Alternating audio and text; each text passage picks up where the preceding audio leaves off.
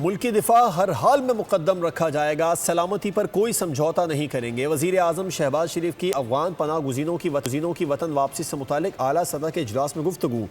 غیر قانونی افغان باشندوں کو جلد از جلد واپس بھجوانے کا فیصلہ کر لیا گیا۔ کہا کہ افغان سرزمین سے پاکستان پر دہشت گرد حملے، افغانوں کا ان حملوں میں ملوث ہونا تشویشناک ہے۔ پاکستان کی بہادر افواج نے ان حملوں کا بھرپور انداز میں جواب دیا ہے۔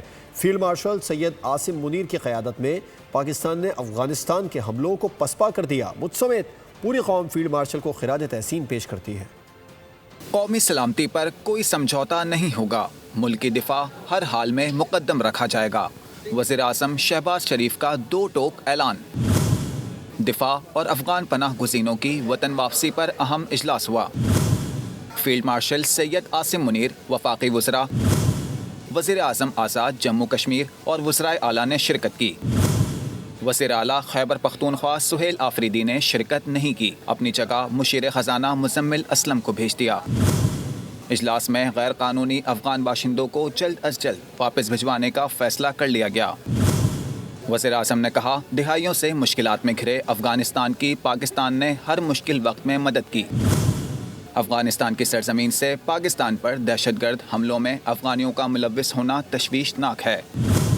پاکستان نے افغانستان سے دراندازی روکنے کی بھرپور اصولی کوشش کی، لیکن دراندازی نہیں روکی گئی۔